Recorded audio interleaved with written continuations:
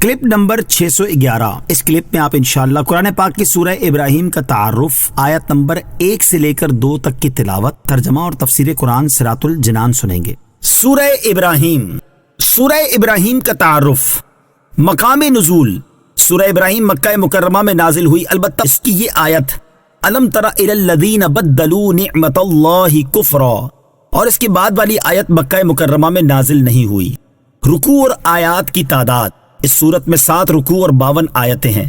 ابراہیم نام رکھنے کی وجہ، اس صورت کی آیت نمبر 35 تا 41 میں حضرت ابراہیم علیہ السلام کی اطاعت الہی کے حسین واقعے اور آپ کی دعاؤں کو بیان کیا گیا ہے۔ اس مناسبت سے اس سورت کا نام سورہ ابراہیم رکھا گیا۔ سورہ ابراہیم کے مضامین، اس سورت کا مرکزی مضمون یہ ہے کہ اس میں اللہ تعالیٰ پر، اس کے رسولوں پر مرنے کے بعد دوبارہ زندہ کیے جانے اور اعمال کی جزا ملنے پر ایمان لانے کو دلائل کے ساتھ ثابت کیا گیا، اور یہ بتایا گیا ہے کہ حقیقی معبود وہ ہے جس نے آسمانوں اور زمین کو پیدا کیا اور پوری کائنات میں اس کے علاوہ کوئی معبود نہیں ہے۔ اس کے علاوہ اس سورت میں یہ مضامین بیان کیے گئے ہیں۔ نمبر 1، کفار کی مذمت بیان کی گئی اور کفر کرنے پر انہیں شدید عذاب کی وعید سنائی گئی، اور مسلمانوں سے ان کے نیک اعمال کے بدلے جنت دینے کا وعدہ کیا گیا۔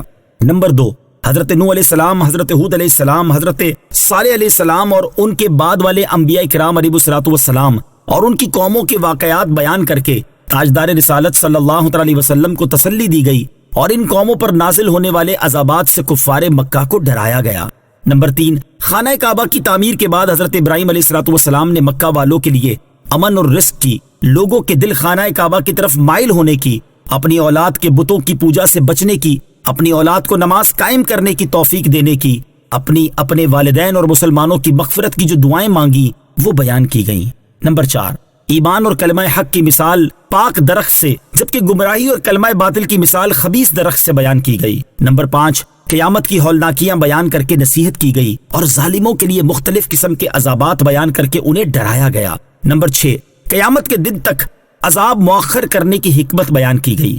سورہ رات کے ساتھ مناسبت، سورہ ابراہیم کی اپنے سے ماقبل سورت رات کے ساتھ مناسبت یہ ہے کہ سورہ رات میں بیان کیا گیا کہ اللہ تعالیٰ نے اس قرآن کو عربی فیصلے کی صورت میں اتارا، اور سورہ ابراہیم کی پہلی آیت میں قرآن پاک نازل کرنے کی حکمت بیان کی گئی کہ اسے نازل کرنے کا مقصد یہ ہے کہ نبی کریم علیہ السلام لوگوں کو ان کے رب عز و جل کے حکم سے اندھیروں سے اجالے کی طرف، اس اللہ عز و جل کے راستے کی طرف نکالیں جو عزت والا اور سب خوبیوں والا ہے۔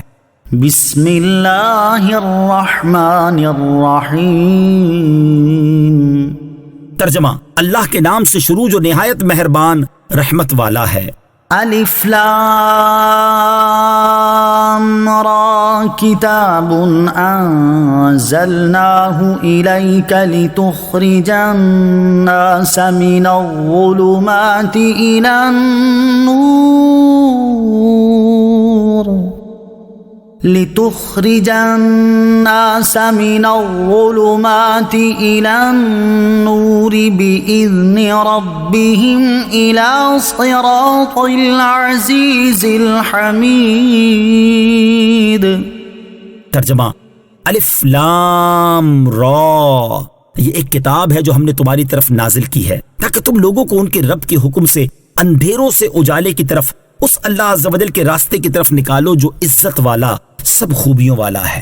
الف لام را، یہ حروف مقطعات میں سے ایک حرف ہے، اس کی مراد اللہ تعالیٰ ہی بہتر جانتا ہے۔ کتاب، یہ ایک کتاب ہے، یعنی قرآن پاک ایک کتاب ہے جو اے حبیب علیہ السلام ہم نے آپ کی طرف نازل فرمائی۔ اس کو نازل کرنے کی حکمت یہ ہے کہ آپ علیہ السلام لوگوں کو ان کے رب عز و جل کے حکم سے کفر، گمراہی اور جہالت کے اندھیروں سے ایمان کے اجالے کی طرف اور اس اللہ عز و جل کے راستے یعنی دین اسلام کی طرف لاؤ جو عزت والا سب خوبیوں والا ہے۔ دین حق کی راہ ایک ہے۔